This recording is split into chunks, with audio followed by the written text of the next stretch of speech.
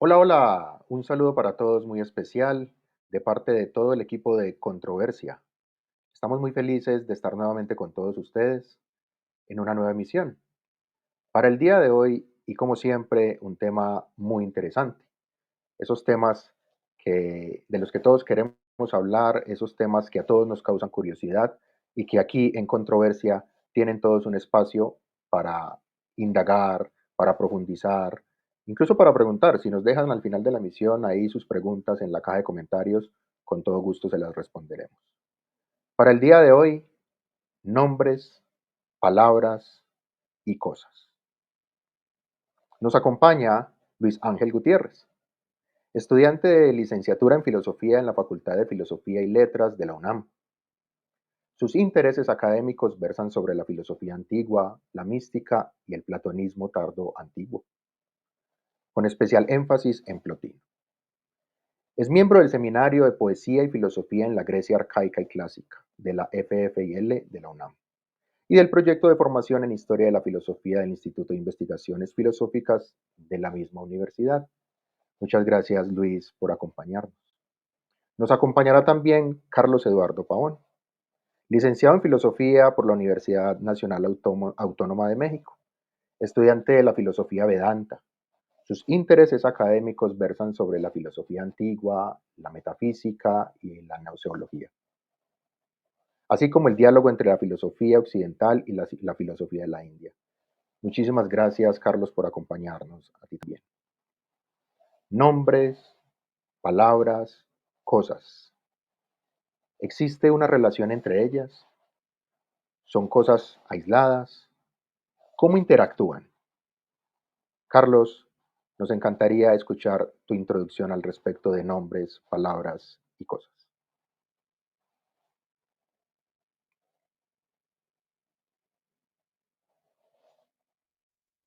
Carlos, abre el micrófono, por favor, gracias. Muy bien, muchas gracias. Gracias por el tiempo, John, Luis. Vamos a ver, obviamente el problema del lenguaje sobre cómo las palabras se relacionan con las cosas es inabarcable, toca muchísimos campos y cada uno de ellos son inabarcables, es una cosa muy compleja y tiene muchas aristas. Yo voy a utilizar este pequeño diagrama que ustedes están viendo en pantalla para hacer una clasificación que sirve para mis propósitos específicos, para explicar un poco esta relación. La diferenciación que quiero hacer con estas dos imágenes es la diferencia que hay entre la lengua, la palabra, desde su punto de vista representacional, que es la imagen de la izquierda, la que está relacionada con lo lingüístico, con lo lógico, esa denotación de el logos entendido como un discurso estructurado.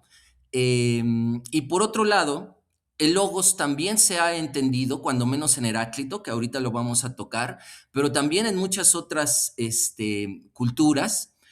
Claro, no con la palabra logos, pero la palabra es un fundamento ontológico, performativo, es un acto, hace cosas, el hablar funda realidades.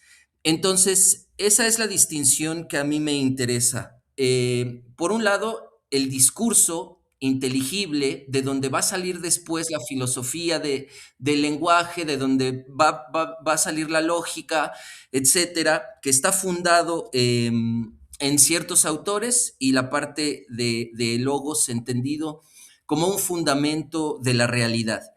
Lo voy a explicar un poco, pues, cronológicamente, ¿no? Esta parte performativa del habla que funda una realidad, lo podemos ver, por ejemplo, desde los mayas. En el Popol Vuh está explicado cómo los dioses crean los valles, los montes, los ríos al nombrarlos. El nombrar a la cosa literalmente funda a la cosa, le da realidad. Esto es algo que también, como decía, está en Heráclito, es un logos que no solo se refiere a un discurso inteligible, sino que es un fuego que, dice él, crece y decrece según medida. Va construyendo al mundo a partir de estas tensiones opuestas y por eso el fuego es un símbolo de la realidad. Están en los Vedas de la India también, ¿no? La sílaba Om, el sonido, literalmente, es lo que funda el universo, el principio activo, que en español le llamamos espíritu, cuando entra en contacto con el principio pasivo, que es la materia, la hace vibrar y de esta vibración se configura todos los planetas y todas las galaxias, etcétera. Es decir, el sonido, la palabra, funda literalmente la realidad. Y esto es algo que, bueno, como decía, tiene larga data, se ha interpretado así desde hace mucho. Posteriormente, y tal vez desde Aristóteles, vamos a tocar un poquito antes a Platón, pero en Aristóteles ya de manera formal podemos ver esta otra noción de logos, la que está en la izquierda, ¿no? Ya más logicista, más que tiene que ver con nombres y verbos y predicados. Hay muchos sistemas que salieron después de Aristóteles. Toda la época medieval es muy logicista, entiende el logos como este discurso bien estructurado. eh, Ha impactado también posteriormente, bueno, en ese tiempo de Aristóteles, pues él piensa que está nombrando al ser, ¿no? Que literalmente lo que decimos es la forma en cómo se estructura el mundo en sí. Esta confianza irá decayendo poco a poco, evidentemente, y posteriormente los modernos pondrán en entredicho que efectivamente con las palabras podemos nombrar a las cosas como son en realidad. Y entonces, bueno, toda esta historia después de Aristóteles y en la modernidad se divide entre, se pasa un poquito más a hacer el énfasis en el conocimiento y no en el ser de las cosas. Los empiristas, de donde sale la ciencia, pues dirán que estamos describiendo al mundo, ¿no? La lengua, la palabra, sirve para describir de manera pasiva al mundo. El mundo está ahí y nosotros lo nombramos, ¿no? Ahí está el árbol. ¿Y de qué está hecho el árbol? Eh, los empiristas serán muy así, los racionalistas, por ejemplo, dirán, con el puro discurso nosotros podemos saber cosas del mundo sin tener, de hecho, experiencia de él. Por ejemplo, yo puedo saber que los solteros son no casados y no necesito, ya con la pura definición formal, lingüística, ¿no? Conceptual de lo que es un soltero, yo puedo saber lo que es un soltero sin experimentar a todos los solteros, ¿no? Yo sé que un soltero es un no casado conceptualmente. Entonces, o que un cubo no tiene nueve aristas. Hay muchísima información que se puede saber solamente por medio del discurso racional. Y esta pugna entre empiristas y racionalistas se da por toda la modernidad hasta el giro lingüístico, donde curiosamente en la modernidad otra vez se ponen en entredicho estas maneras de entender el papel del lenguaje. Y curiosamente se regresa a los inicios. Yo sostengo, y hay muchos posmodernos, por ejemplo, me viene a la mente Austin, que regresa a la forma performativa de entender el lenguaje. Es decir, regresa a esa antigua noción de creer que el lenguaje no nada más nombra las cosas de forma pasiva, ¿no? Sino que nosotros, cuando hablamos, es una actividad activa, valga la redundancia, ¿no? Por eso es una actividad, la hacemos, fundamos. Ya no ontológicamente, obviamente Austin no cree que los dioses fundan al mundo por la palabra, pero dirá que si tiene una autoridad una persona y estamos todos convencidos de que las palabras significan lo mismo para todos, si hay convención, entonces podemos fundar realidades. Para eso es el lenguaje. Cuando un padre dice, los declaro marido y mujer, está fundando una nueva realidad en el mundo, ¿no? cuando Trump, si Trump dice disparen, ¿no? Lo que provoca esa palabra en esa persona, en ese contexto, es una nueva realidad, es una nueva ontología. Entonces, regresa a esa noción performativa, repito, del lenguaje. Y esa es básicamente mi introducción, que tengamos en mente, porque vamos a abordar un poquito más sobre esto, porque lo hará Heráclito y Platón tomará a Heráclito como uno de sus referentes para desarrollar lo que son sus ideas. Y Heráclito está ahí, ¿no? Está en este carácter performativo del lenguaje. Entonces, bueno, de momento esa es mi introducción. Muchas gracias, Carlos. La verdad, con base en tu introducción, tengo varias preguntas que quisiera hacerte, no sin antes escuchar a Luis. Muchísimas gracias, Luis, por estar con nosotros. Bienvenido y te queremos escuchar. ¿Qué tal? ¿Cómo están? ¿Me escuchan bien? ¿Se me escucha bien? Perfecto, Luis. Perfecto. Muchas gracias, antes que nada, por la invitación a participar en este foro sobre un tema tan interesante como es el del lenguaje. Em, y retomando un poco la participación previa que hizo Carlos, me parece interesante comentar que la discusión sobre el significado de los nombres, la manera en la que el lenguaje pueda representar en la medida de lo posible la realidad, ha estado presente desde, como bien lo dice, desde el principio de la filosofía, al menos en Occidente, y estoy seguro también que dentro de las diferentes filosofías orientales. Pienso, por ejemplo, que en la filosofía griega, ya desde la filosofía presocrática, está esta intención, ¿no?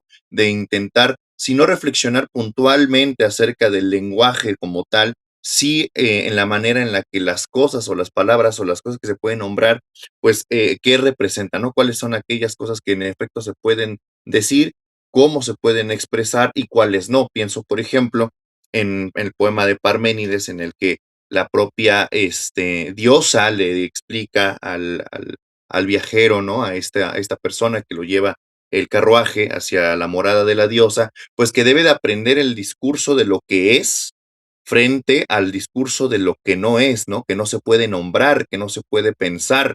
Y esto nos permite de una u otra forma pensar o asumir que el lenguaje siempre va a estar refiriendo o va a estar describiendo aquello que es, aquellas cosas que en efecto tienen existencia o ser. Y estas proyecciones que tienen un talante metafísico, pero también que tienen una posible proto-filosofía del lenguaje, no tiene principal cabida en las reflexiones de Platón, filósofo griego del siglo V antes de Cristo, en el cual, pues evidentemente a lo largo de su obra, a lo largo de sus más de 30 diálogos, está diseminada la discusión, pero hay sobre todo un lugar, el diálogo cratilo, en el cual la reflexión va a basarse principalmente en cómo se nombran las cosas, cuáles son la naturaleza de los nombres. Sería anacrónico e irresponsable decir que hay una filosofía del lenguaje en Platón, pero ciertamente hay una reflexión sobre la manera en la que nosotros nos relacionamos con el lenguaje y sobre todo con la manera con la que nos relacionamos con el mundo a través del lenguaje, a través de la significación que nos permite pues comprender los nombres o las oraciones, el lenguaje como tal. Sócrates, el personaje principal de este diálogo, el Cratilo, en donde, insisto, está esta reflexión sobre el lenguaje, va a estar reflexionando con dos personajes muy interesantes, uno llamado Cratilo, el que le da nombre al diálogo, y otro llamado Hermógenes, los cuales sostienen cada uno una tesis diferente acerca de cómo concebir la naturaleza de los nombres o la capacidad, la potencia, la dinamis de los nombres, ¿no?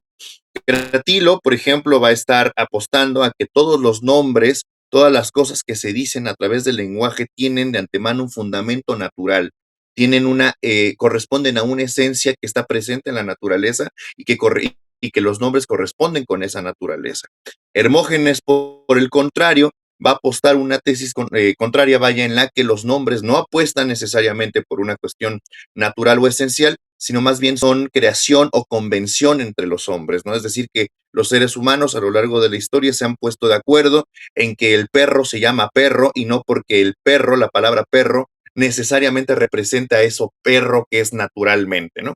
Ellos están discutiendo y no están llegando a ningún acuerdo, por lo que invitan a Sócrates a que se meta a la conversación para ver, pues, cuál de las dos tesis se sostiene o cuál es la más correcta.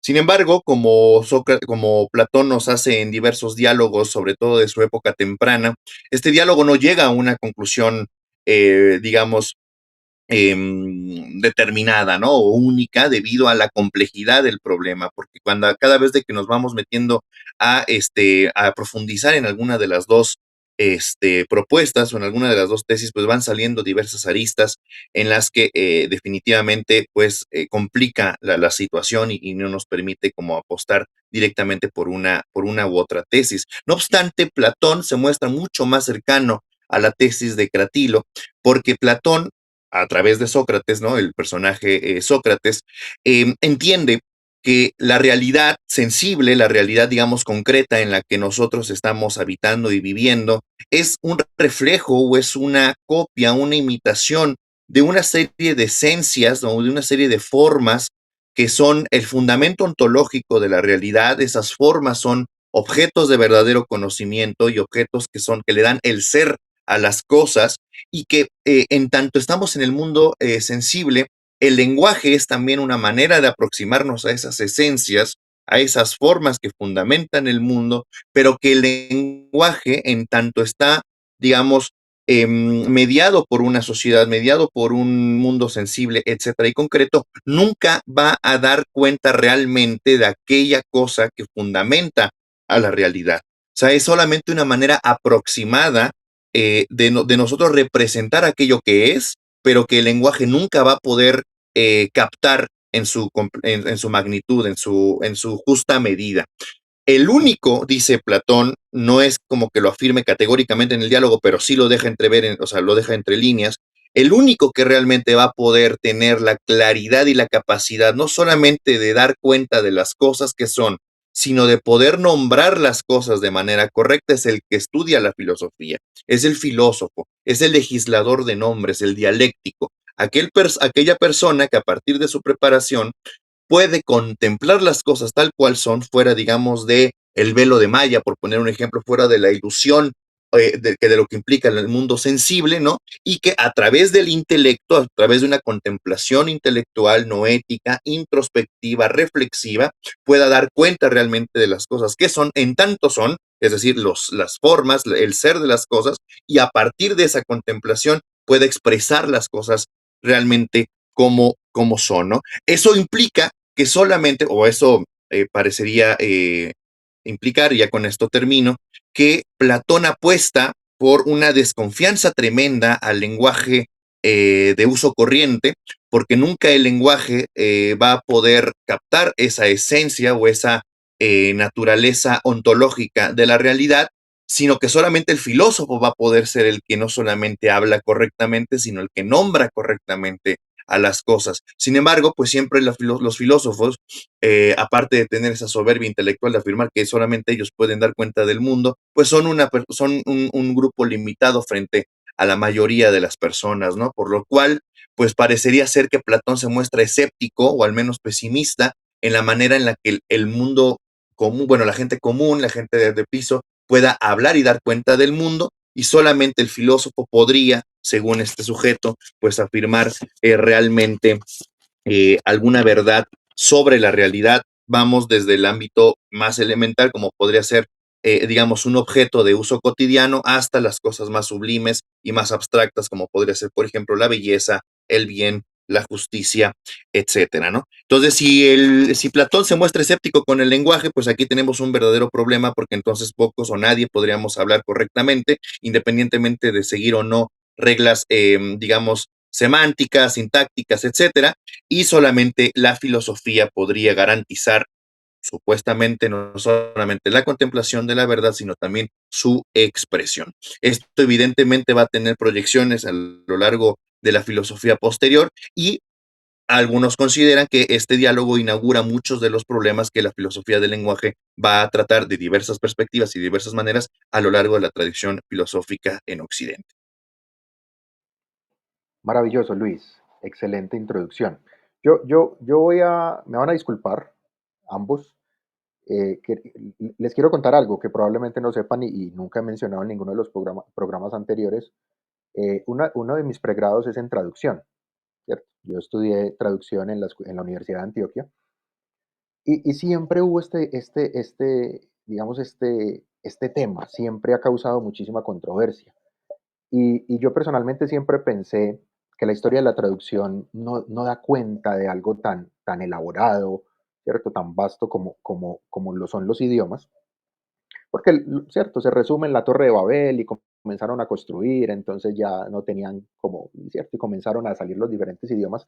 Y con base en lo que los dos me han dicho, me surgen muchas preguntas, porque es evidente que ambos manejan ambas filosofías, pero como leíamos en las biografías, Carlos tiene una inclinación hacia la filosofía del Vedanta, que llamarían otras personas de Oriente, y Luis algo un poco más hacia lo que llamaríamos Occidente. Pero les pregunto lo siguiente. Cuando Luis habla de que, bueno, hay esa discusión de que si el lenguaje tiene una esencia o si es una simple convención, pero por el lado de Oriente también se habla de que el lenguaje, como nos decía Carlos, es capaz de transmitir la esencia de lo que nombra. Le preguntaría a Carlos y Luis ayudaría a responder estas dudas que me surgen. Carlos, mm, teniendo en cuenta que hay tantos idiomas y tantas lenguas, tantos lenguajes incluso, ¿hay uno en específico que pueda tener esa esencia de realmente con nombrar un objeto, de manifestarlo como tal? O esto se extiende a todos los idiomas, porque podríamos decir, bueno, entonces, ¿hasta dónde? ¿Hasta dónde puede el idioma llegar? O sea, ¿qué abarca y qué no? ¿Cuáles son? O sea, ¿el idioma es algo así como todopoderoso o es algo que tiene algunas limitaciones? Agradecería, Carlos, que me ayudes a resolver esta inquietud que seguramente muchas personas que nos escuchan también puedan tener y luego escuchamos a Luis. Claro, claro. Bueno, es obviamente un asunto que tiene con muchos presupuestos, ¿no? O sea, si nosotros asumimos que hay un lenguaje que sí nombra mejor que otro, es decir, que hay gradaciones, que hay unos mejores que otros, estamos asumiendo que hay como una estabilidad en el ser, ¿no? Digamos que hay como una realidad y que ahí, arriba o abajo o donde sea, pero que está ahí. Y entonces los lenguajes pueden eh, se acercan en tanto mejor lo nombran o se alejan en tanto peor lo nombren, ¿no? Pero eso es una presuposición. O sea, ¿cómo sabemos que efectivamente tenemos acceso a las cosas realmente? Y creo que no es sencillo responder a eso. Precisamente esto que comentaba Luis sobre la desconfianza de Platón en el lenguaje, y no es la única desconfianza, obviamente a través de toda la historia se ha ido perdiendo más y más y más la confianza en que el lenguaje puede nombrar efectivamente las cosas del mundo. Eh, pero hay algunas ciertas notas que a mí me gustaría resaltar que sí me parece pueden ser reveladoras.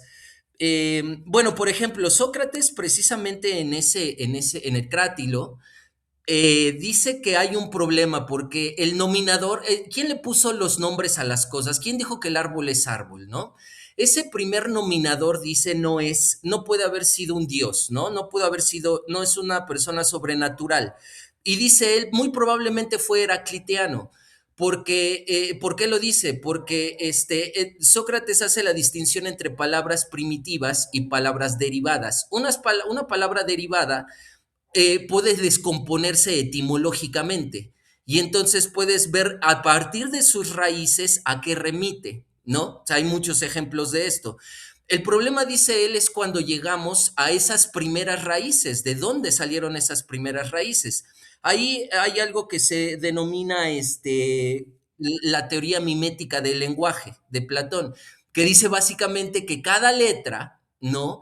Hace referencia a una textura empírica, digamos, ¿no? Esto es más moderno, pero se refiere a, hay ciertas letras del griego que hacen referencia a algo suave o algo duro, y entonces esas primeras raíces están como conectadas efectivamente con las esencias de las cosas, y de allí se va dando el lenguaje. Esta es una posición naturalista, que es la que defiende Cátilo, a diferencia de Hermógenes, más como de Ferdinand de Saussure, que dirá mucho tiempo después, no, o sea, no hay una conexión entre el sonido y la esencia de la cosa, es sencillamente una arbitrariedad, se llama silla porque no, o sea, hay un accidente ahí histórico que simplemente lo explica, no hay una conexión natural entre nombres y cosas.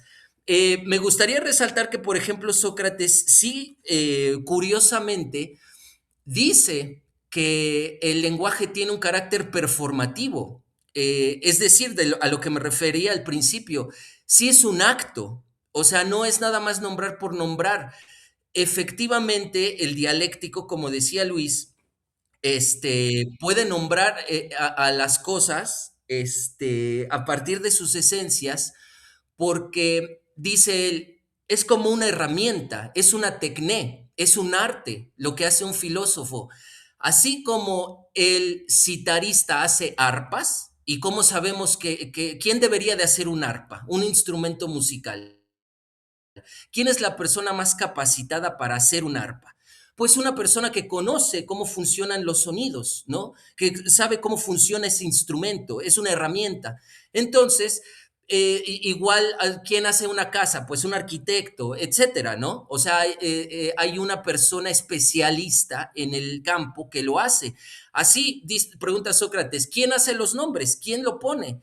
Pues el filósofo dialéctico en este caso, ¿no? El filósofo que conoce las esencias de las cosas, de la realidad, es la persona más preparada para poner estos nombres. Y se dice que y aquí, bueno, hay una distinción que es con la que quiero terminar esta intervención, entre, otra vez, la diferencia que hice, personas que sienten que la lengua es como algo más lógico, más semántico, más que tiene que capturar la realidad objetiva de la cosa, y por otro lado, quien cree que es más un sentir, ¿saben? Que la lengua más bien tiene que expresar lo que el sentir de la persona. Por ejemplo, tenemos de un lado a Santo Tomás de Aquino, que es como metafísica pura. Él dice, ¿cómo no vamos a poder nombrar al ser? O sea, obviamente, porque digas lo que digas, vas a decir algo que es. No puedes tú ni siquiera pensar en decir algo de algo que no es. Inmediatamente estás hablando del ser, ¿no? No hay manera de no referirnos a algo que es, aunque inventes. Esto también lo dice Platón en el Eutidemo, aunque para criticarlo, y después lo resuelve en el Sofista, y dice, y bueno, ahí lo resuelve de algún modo. Pero también está otra forma de entenderlo. Por ejemplo, para Vico, los primeros nominadores, ¿no? Eran poetas. En esa relación antigua que teníamos con el mundo, en donde no había concepto, ciencia, ni filosofía abstracta, ni logicista, teníamos una relación natural con el ambiente, y las primeras personas que empezaron a hablar se relacionaban, o sea, lo que pronunciaban era una retroalimentación, era un contacto recíproco del que habla Heidegger, del que hablan muchos, y que le dan tanta importancia o mucha más importancia a la poesía, ¿no? Que la poesía se acerca mucho más al nombrar de las cosas. Por ejemplo, y para terminar, tenemos de un lado, como decía Santo Tomás, que quiere nombrar al ser, en tanto es, quiere algo, una palabra que abarca toda la multiplicidad, que puede reunir todo lo semejante en ciertas notas, en ciertas palabras. Y por otro lado tenemos, por ejemplo, a Shakespeare en Romeo y Julieta, ¿no? Julieta le dice a Romeo, renuncia a tu nombre, ¿no? Renuncia a tu nombre, Romeo, y dime amor ahora, y voy y me entregaré a ti para siempre. Algo parecido. Y Romeo dice, perfecto, ya está, ¿no? Ya no soy Romeo, llámame como quieras. Y se acerca más a esta otra forma de pensar el lenguaje y su relación con el mundo. Entonces, bueno, un poquito es lo que contestaría de momento. Gracias, Carlos. Luis, ¿qué tienes para contarnos al respecto?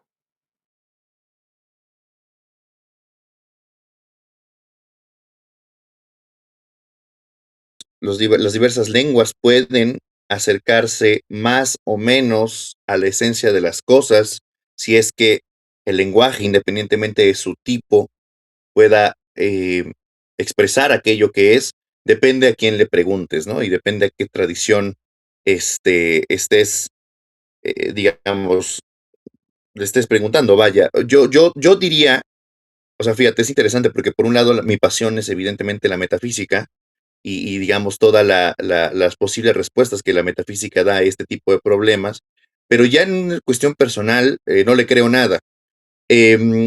Hablando, contestando desde la metafísica, te podría decir de que al menos para Platón, ¿no? O para esta tradición que inaugura Platón, en efecto, el lenguaje necesariamente predica lo que es, ¿no? La cosa es qué lenguaje se utiliza y quién lo utiliza y cómo se utiliza. En este caso, por ejemplo, rechaza el convencionalismo de Hermógenes, ¿no? El que apuesta porque que los seres humanos se han puesto de acuerdo en poner este tipo de palabras para nombrar las cosas, lo rechaza porque pues, considera que hay peligros epistemológicos, ¿no? De que si nosotros ahorita decimos que un perro se llama taza, bueno, pues entonces todo es relativo y entonces no hay como forma segura de afirmar o de nombrar las cosas, ¿no? Eso implica muchos problemas de conocimiento. Pero también por otro lado rechaza, ¿no? Hasta cierto punto la lectura naturalista de Cratilo al afirmar al estar de acuerdo de que en efecto el lenguaje nombra las cosas que son, pero el lenguaje mismo nunca se acerca directamente a la esencia de las cosas, ¿no? La esencia de las cosas es una contemplación diferente a la del lenguaje, pero que se expresa a través del lenguaje, y como se expresa a través del lenguaje, aquel que ha contemplado las cosas que son, pues es el que debe de nombrar, por ende, el filósofo, ¿no? Y claro que dentro de esta tradición filosófica, insisto, cuando se nombran las cosas es porque se está nombrando algo que es. No obstante, yo, Luis Ángel, o sea, fuera un poco de esta lectura metafísica de Platón, que es muy interesante y que definitivamente abre problemas muy complejos al momento de tratar y de entender lo que se significa, lo que se predica, lo que se expresa. Eh, Más bien yo estoy más bien convencido en el hecho de que si bien es cierto que hay una cierta convención de parte de las sociedades y de los momentos históricos al momento de nombrar las cosas, creo que también es el lenguaje y las palabras son resultado de procesos sociales, ¿no? De procesos más bien históricos que permiten significar las cosas de una manera y que luego tienen modificación en el habla cotidiana, en la manera en la que nosotros nos apropiamos de ese lenguaje que no es necesariamente puro, que no es necesariamente estático, sino que nosotros mismos los vamos transformando según nuestras necesidades, según nuestras intenciones de querer nombrar cosas que todavía no se han podido nombrar, que todavía no tienen una palabra, un concepto definido, y que en eso garantiza o radica nuestra posibilidad demiúrgica del lenguaje, ¿no? De estar constantemente creando y resignificando o significando nuevas cosas. Y no solamente en el habla cotidiana, por ejemplo, retomando lo que decía Carlos, el papel importante de la literatura y de la poesía para poder metamorfosear los significados, de crear metáforas, de construir realidades y mundos que solamente tienen quizá existencia objetiva en las mismas palabras o en la posibilidad del lenguaje, pero que precisamente eso atenta un poco, ¿no? Contra toda propuesta, contra toda lectura que apueste, ¿no? Que indique que hay una relación necesaria e inescindible entre lo que es con aquella palabra que en principio lo nombra. Creo que más bien es una cuestión de cuestiones concretas de sociedad, de cambios históricos, de necesidades de nombrar las cosas, ¿no? Los que van construyendo el lenguaje es el hablante en cada uno de sus contextos, el hablante, el que habla inglés, el que habla francés, el que habla español, etcétera, el que va reconfigurando y construyendo su lenguaje para darle significado al mundo, darle significado a sí mismo y por otro lado, crear nuevas realidades. Esto no significa que se saquen las palabras de la manga, algunos sí, ahí están los literatos, porque siempre al final estamos usando pues una lengua específica, en este caso el español, pues una estructura, un orden sintáctico, una serie de sonidos, una serie de vocales, una construcción silábica, etcétera, pero garantizando con esta tecnología y con estas opciones, con estas herramientas, todo un mundo de posibilidades. Ambos, a su manera, desde la perspectiva de lo que han profundizado, estudiado, Han tocado un tema que me causa mucha curiosidad y es cómo a través de la historia se ha considerado que el lenguaje puede o no considera o tener ciertos alcances, pero dependiendo de quién sea el que lo emita, de quién lo hable. Mi pregunta sería entonces, para estas corrientes de pensamiento, entonces, las personas que no eran filósofas, sabias, eruditas, estudiosas, entonces estas personas igual hablan, igual se comunican, entonces estas personas, ¿qué están nombrando cuando hablan?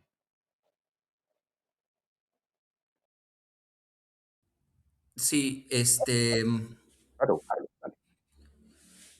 ese es el meollo del asunto, precisamente. Es muy interesante esa pregunta, porque de hecho, Jean-Pierre Bernard y otros, no recuerdo bien al otro autor que habla un poco de cómo nació de hecho la filosofía y fue democratizando el lenguaje. Se dieron varios procesos de democratización, pero en realidad es una tergiversación de la religión, o al menos de los temas que se tratan en religión. Y estoy hablando de Grecia propiamente. En la India también se tenía este asunto de que solo algunas personas podían nombrar ciertas cosas, porque la palabra, como repito, tiene un poder, sí, que muchas veces no notamos que tiene. Por supuesto que tiene mucho que ver lo que dice Luis, el contexto, la persona, eso en el segundo Wittgenstein está muy claro, ¿no? Los juegos del lenguaje y cómo, pues ciertas palabras tienen cierto significado solo en cierto contexto y dentro de ciertas reglas, pero en otro lugar, en otro contexto y de boca de otra persona, tiene otras reglas de aplicación, esa misma palabra. Entonces, eh, es así, hay todo un proceso histórico de cómo se va dando la lengua y cumple nuestras necesidades y se mezcla con otras, etcétera.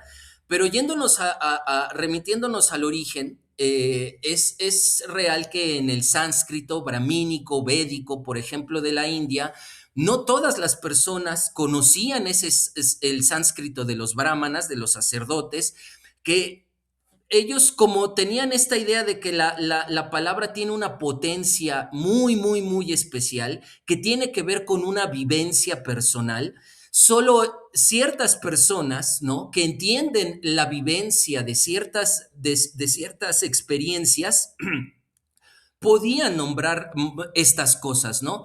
Porque dentro de todo este proceso histórico, las palabras también van perdiendo mucho contenido.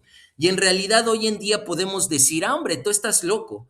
Pero eso, la palabra loco ya no significa lo mismo que un psiquiatra hace 100 años te lo hubiera dicho, ¿no? Bueno, tal vez no había psiquiatría hace 100 años, pero un especialista en salud mental, si te lo decía hace 100 años, la palabra loco, ¿no? Proviniendo de él y hace tanto tiempo, tenía una connotación mucho, muy diferente que hoy la usamos mucho, muy coloquialmente, ¿no? Podemos tacharnos de loco el uno al otro y no estamos hablando de problemas de salud mental reales, ¿no? Fuertes. Entonces, esa idea de la sacralidad del lenguaje se daba mucho en la antigüedad, los brahmanas lo cuidaban mucho, solo se decían ciertas palabras a cierta hora para cierto caso específico y no era para todos. Y podemos discutir si eso está bien o está mal dentro del contexto de una tradición que quiere resguardar su propia sacralidad, seguramente eso es lo deseable. Dentro de un proceso más democrático y más abierto, pues ya no tiene mucho sentido para mucha gente. Pero en Grecia pasó precisamente lo mismo, según estos autores.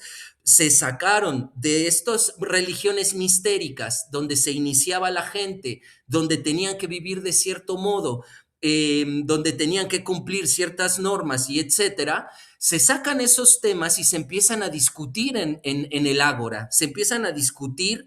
Ya cualquiera puede hablar de estos temas, de los dioses, de la realidad última, del alma, etcétera, y eso hizo que la palabra, por un lado, pierde ese contenido secreto que tenía, ¿no? Porque pues, si yo les cuento un secreto y ustedes lo cuentan, ya no es un secreto, ¿no?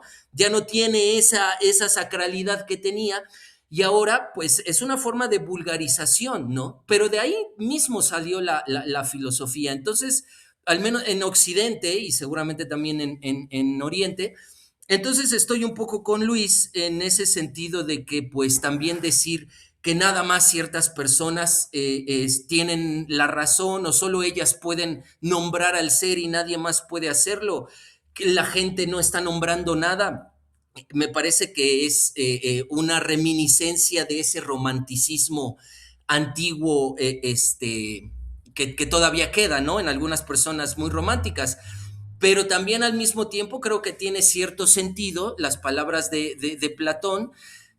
Ahora sí que como dice él, depende a quién le preguntes. Derrida tiene un libro muy pequeño que se llama La farmacia de Platón, en donde precisamente critica esto, ¿no? De Platón. Le dice, este, la palabra solo sirve para ti, Platón, si está el filósofo guiándote y diciéndote cómo hablar y qué decir y qué está prohibido y qué no está prohibido. Y eso se puede prestar a muchos problemas sociales, como hemos visto a lo largo de la historia, a mucho dogmatismo, a gente que dice que tiene la razón y no la mueves de ahí, los demás están mal y es muy peligroso. Por otro lado, también creo que un filósofo es una persona que está preparada para saber decir bien las cosas, que también tiene un estudio de cómo podemos sintetizar grandes secciones de realidad en pocas palabras, de cómo simbolizarlo incluso con lógica. Creo que cada cosa tiene su lugar.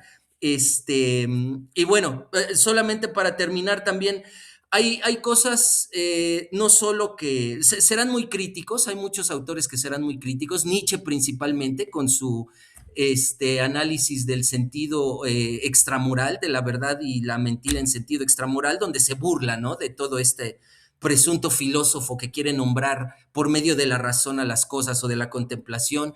Pero está también Freud, está Schopenhauer antes de Nietzsche, que hablan también de lo que el lenguaje no dice, ¿no? Que me parece muy interesante. Todo lo que no dices también revela muchas cosas de ti, ¿no? Podemos ver en lo que dices ciertas cosas que hay debajo que no sabemos por qué no estás diciendo. ¿Qué es lo que el lenguaje no hace, no está diciendo y subyace? De ahí vienen las ideas del inconsciente y de pues todas las caras que usamos en realidad cuando usamos el lenguaje también. Puede ser una forma también de ocultar, no de desocultar el lenguaje, ¿no? No de decir, sino de callar en pocas palabras.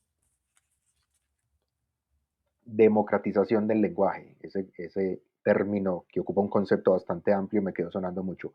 Luis, ¿qué nombran las personas que no son sabias? Pues yo creo que nombran el mundo, ¿no? O sea, es que eh, evidentemente, como dice Carlos, quizá un filósofo, un lingüista o alguien que estudia letras, y esto no necesariamente, porque también es muy debatible, quizá tiene toda una formación y una metodología que le permite dar cuenta, ¿no? De aquello que quiere expresar o nombrar, y puede dar razones de por qué está haciendo lo que está haciendo, ¿no? Pero eso no me parece, al menos en un sentido actual, como también decía Carlos, que sea un criterio suficiente para pensar que son las únicas personas con autoridad o con credenciales o con la facultad, ¿no? De poder, en efecto, nombrar de manera estática, definitiva y verdadera algo que a luces de todos está siempre en movimiento y en constante transformación. Creo que la academia, las instituciones, digamos, por ejemplo, como la RAE, etcétera, puede darnos herramientas y puede orientarnos en la manera en la que se van construyendo los significados, en la manera en la que van cambiando fonéticamente las palabras, en la dar más que cuenta, mostrarnos cómo el hablante se va apropiando y va resignificando las cosas, pero realmente el que habla, el que le da sentido a las cosas, en el que expresa sus emociones, el que busca constantemente responder a sus dudas, en el que se comunica día a día con los demás, pues somos todos y cada uno de nosotros, tengamos una u otra formación. Y esa podremos usar, insisto, de mejor o peor manera según las convenciones académicas las herramientas o las posibilidades del lenguaje. Pero aún así, la gente que por digamos no tenga esa formación, se sigue comunicando y sigue expresando lo que siente y sigue expresando lo que piensa, ¿no? Y es también una manera diferente de acercarnos a aquello que es decir, aquello que quiere mostrar, aquello que quiere significar, aquello que quiere comunicar, va haciendo redes de sentido consigo mismo y con los demás a través de un habla cotidiana, a través de expresar aquello que busca, ¿no? Entonces, me parece que realmente todas las personas de una u otra forma expresan algo de la realidad, ¿no? El mismo Aristóteles dice, el ser se dice de muchas maneras, y así es, podremos expresarlo de una manera mucho más técnica y precisa, y en efecto, para los que estemos estudiando eso, pues va a ser una cuestión de interés y de mucha discusión, pero también podremos ser quizá demasiado ambiguos o quizá demasiado imprecisos con lo que estamos diciendo y aún así estamos comunicando, ¿no? Estamos llevando el mensaje al receptor, a las personas que nos escuchan, a las personas con las que nos relacionamos todos los días, ¿no? Entonces son diversas maneras de entender la realidad y de expresarla. Creo que hay toda una justificación y todo un sentido de por qué los filósofos, al menos en Occidente, o quizá tradiciones diferentes que tienen un aspecto religioso, etcétera, están convencidos de que solamente los sabios o solamente aquellas personas que logran cierto nivel de conocimiento, de contemplación, de meditación, de sabiduría, etcétera, son las indicadas para poder hablar realmente de lo divino o del ser, etcétera. Entiendo por qué, habrá que mostrar o entender, digamos, el desarrollo de esas tradiciones. Pero realmente, como decía también al principio, pues son pocas las personas que alcanzan este grado de conocimiento, de sabiduría e iluminación, y me parece que somos muchos más los hablantes que utilizamos el lenguaje para bien o para mal, depende de quién le preguntes también, depende de quién te esté juzgando, y que al final estamos pues significando la realidad, ¿no? Y claro, y ya con eso también termino, o sea, otra vez que es algo que mencionamos hace rato también, o sea, todas las posibilidades que tiene el artista, el creador literario, el poeta, el que hace canciones, el que hace leyendas, el que hace cuentos, el que crea realidades, ficciones a través de ese uso del lenguaje, que para términos institucionales, académicos o filosóficos podría ser impreciso, pero que poco o nada importa esa opinión frente a la posibilidad creadora, ¿no? Y performática, como decía Carlos también, que nos ofrece el uso mismo del lenguaje. Muchas gracias, Luis. No sé si voy a abusar un poquito de los límites del tema, pero ambos en las intervenciones que acaban de hacer, tanto Carlos como Luis, mencionaron algo que no habían mencionado en sus intervenciones anteriores, y fue la palabra, por supuesto la palabra, el término que encierra un concepto supremamente amplio, y fue la palabra religión. Y resulta bueno, ya en controversia hemos tenido siempre como ese cara a cara, ¿cierto? En varios temas entre filosofía y religión. Y fue para mí inevitable pensar, volver a la universidad cuando nos decían el padre de la traducción, ¿cierto? Pues, la traducción está directamente relacionada con las palabras, con el lenguaje, es San Jerónimo. Y le atribuyen este título porque él, como primer traductor de la Biblia, y él se autoflagelaba, no sé si conocen esta historia, supongo que sí, él se autoflagelaba esperando la intervención divina para poder hacer esta traducción, ¿cierto? Entonces, se me ocurre preguntarles, en todos, o sea, en todos esos estudios profundos que ustedes han hecho de la filosofía, con respecto al lenguaje, a las palabras, hay un momento en que la religión permea la filosofía con base en el lenguaje, que lo modifica, que si hay una dicotomía, como la hay en todo, ¿cierto? O sea, siempre, como cuando hablamos de ciencia, de filosofía, de religión, entonces siempre hay una dicotomía, ¿cierto? Siempre hay un punto en el que ambos toman diferentes caminos. Con respecto al lenguaje, hay un punto en la historia que podamos hablar de esto, religión, con filosofía, con lo demás, pero con respecto al lenguaje, trayendo nuevamente el caso de, imagínense, alguien que decía, bueno, yo tengo que esperar la intervención divina para poder hacer uso del lenguaje.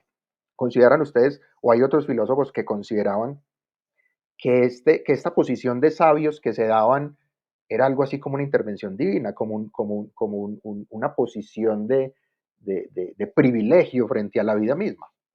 Carlos. Sí, bueno, Ahora sí que dependerá también de qué entendemos por religión. Mencionaba yo, por ejemplo, los casos de la India y de las religiones mistéricas, donde pues es claro el tránsito. En Grecia se democratizó mucho desde la guerra, los botines y que se empezaron a repartir los botines, empezaron a hablar de temas que no podían antes, y entonces ahí la relación entre el lenguaje y la religión es clara. También en la India, en donde pues se intenta todavía tener cierta, resguardar cierta tradición.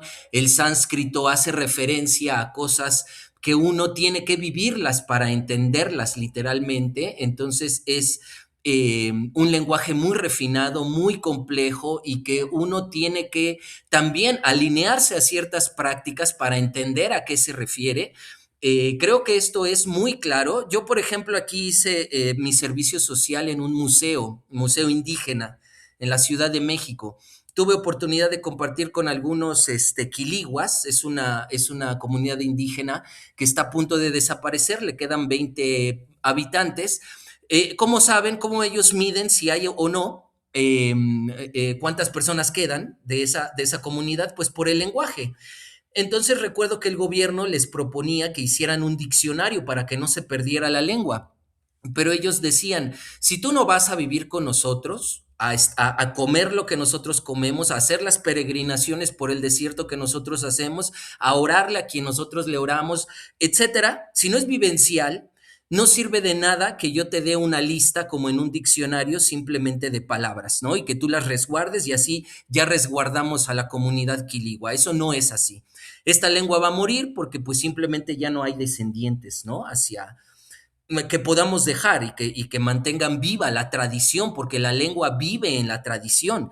Entonces, depende de religión. Por ejemplo, también me viene a la mente Schelling, que decía que nosotros somos expresión de potencias teogónicas, ¿no? O sea, los mitos para Schelling en realidad esconden debajo una diversidad, un dinamismo de fuerzas naturales. Zeus, Hades, Ares, Atena, todos ellos no son como simples historias prerracionales, como lo leerán después, ¿no? Como que los humanos querían explicar el trueno. No, Zeus da un orden, es un orden cuando hablamos, ordena el tiempo, por eso se junta con Temis y tienen a las horas, a sus hijas, y se ordena de manera particular. Di que la justicia es su hija, la armonía es su hija. También así las relaciones de Ares con Afrodita. Tiene todo esto una explicación que sobrepasa a los seres humanos, es otra forma de entender algo religioso y cómo interactúa con nosotros, cómo nosotros hablamos, ellos, perdón, hablan a través de nosotros. Por eso somos tan contradictorios, por eso somos tan complejos, porque hay varias fuerzas dentro de nosotros en constante tensión. Y al final, no, nos vemos más como instrumentos y no tanto como esta visión liberal europea, individualista, que permea más y que hace a la gente pensar hoy que es más libre de lo que dice o de lo que hace o de lo que siente. Francamente, me gusta más la idea de Schelling, de que somos presas de muchas cosas que no vemos, que no podemos ver, que no podemos sentir. Hay otro, por ejemplo, a mí me gusta mucho cómo trata el misticismo Bergson, otro metafísico, que dice que no podemos, pues las palabras no pueden representar, ¿no? La realidad. Es una versión religiosa, pues también muy filosófica, ¿no? En donde nosotros no podemos, porque las palabras, como dijo Sócrates, son herramientas que construimos con cierta intención, porque un autor no construye algo al azar, lo construye con una causa final de fondo, para algo lo hace. Y Aristóteles reconoce que tuvo que hacer su lenguaje. Esa metafísica famosa aristotélica la construyó Aristóteles con un fin específico, la hizo para algo. Y Bergson simplemente lo hace ver, ¿no? Lo señala. el lenguaje solamente nos puede dar verdades simbólicas, es solamente un juego de signos, de símbolos. En realidad, nosotros somos memoria que se actualiza a cada segundo de nuestras experiencias, ¿no? O sea, así como lo dicen en la antigua India, nosotros respondemos a lo que vivimos. De eso tenemos, ahí el lenguaje cobra sentido. Cuando yo experimento algo muy profundo, un dolor muy profundo, ahora puedo decir, estoy deprimido, estoy triste. No es simplemente una película, no estoy exagerando, tiene un contenido que se relaciona con mi vida, ¿no? Es algo que yo he experimentado, porque como decía, muchas de nuestras palabras nos fueron transmitidas. Las personas dicen creer en Dios, pero pues tienen la idea de un ser barbón o de una luz muy grande. Dicen saber qué es amar, pero no tienen la experiencia de relaciones de conveniencia o de relaciones que basadas solamente en un placer muy frívolo. Y entonces construyen el lenguaje, utilizan ese lenguaje, pero solamente en relación con su experiencia personal, como decía Luis, y creo que mucho del contenido, ¿no? Carece de mucho contenido, muchos de esos conceptos están vacíos. Y es lo que dice la religión, al menos la religión india, sí es, si tú no tienes los contenidos, ¿qué vas a nombrar, no? Y no es que tenga que ser en sánscrito, puede ser en español, pero tienes que sentirlo, ¿no? Y una vez que lo sientes, entonces tiene sentido el lenguaje. Ahora sí, nómbralo. Ahora sí, haz poesía con él y vas a ver por qué la poesía revela al ser, ¿no? O sea, efectivamente, porque es una entrega por medio del habla, es una entrega por medio de la palabra.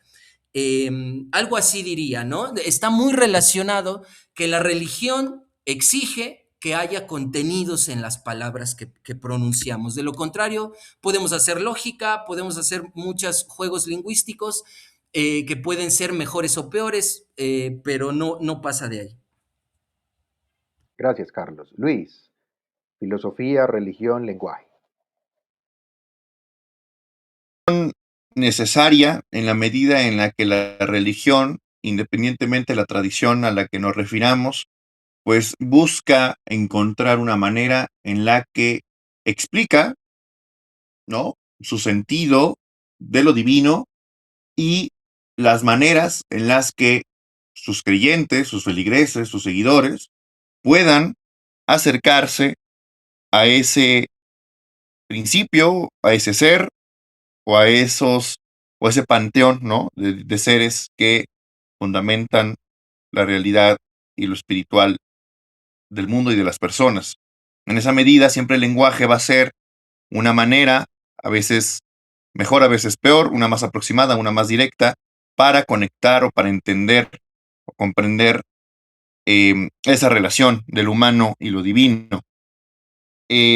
Partiendo de lo que conozco más, por ejemplo, de la religión católica, cristiana, etcétera, me parece que hay dos caminos, ¿no?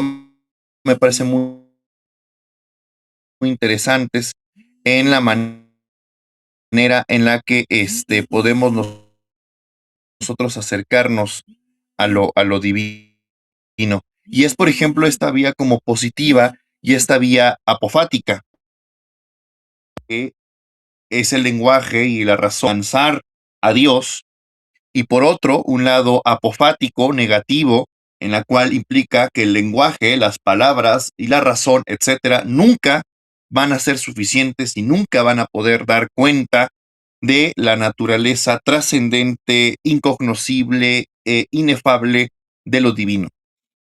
Ambas formas de entender esa relación del lenguaje con Dios me parece muy interesantes, porque aunque pueden parecer antitéticas, hay una coincidencia que siempre me ha parecido muy sorprendente, que es que eh, el lenguaje, con sus limitaciones y posibilidades, busca la manera de acercarse a Dios, ¿no? El lenguaje no es suficiente para que el alma pueda contemplar, digamos, esa luz, pero sí es un camino, si quieres, aproximado para poder acercarte, ¿no? Y para poder, digamos, significar y nombrar aquello que uno siente o necesita espiritualmente. Entonces, es una relación muy interesante. Yo sobre todo me he enfocado o he estudiado más la parte apofática, la parte de la teología negativa, esta imposibilidad de acercarse a Dios, porque Dios se entiende como una entidad tan absolutamente trascendente y superior a las cosas que ninguna tecnología humana de comunicación puede dar cuenta realmente, ¿no? De aquella realidad hipertrascendente y que funciona como el principio verdadero de todas las cosas. De hecho, parte de la discusión teológica de la antigüedad tardía y de la Edad Media, pues va a ser justo este, la manera en la que nombramos a Dios, ¿no? La manera en la que, por ejemplo, como por ejemplo con otras tradiciones como la judía y demás, nosotros podemos realmente dar cuenta del nombre de lo divino, del nombre de Dios, de cómo nos relacionamos o cómo lo expresamos, ¿no? Y pero que siempre se nos escapa. Entonces creo que la relación entre religión, entre lenguaje es necesaria. Va a haber, dependiendo de la tradición, diversas maneras en las que esto se explica, esta relación, y sobre todo, si es posible que a través del lenguaje, a través de las palabras, a través del nombrar y el significar las cosas, uno puede acercarse de diversas maneras a lo divino. Perfecto, Luis. Infortunadamente hemos llegado al final del programa de hoy. Esperamos que esto haya resuelto muchas dudas, pero esperamos mejor que haya generado muchas otras para que podamos seguir interactuando, conversando, debatiendo, aprendiendo en un programa más de controversia en el que le esperaremos el próximo mes.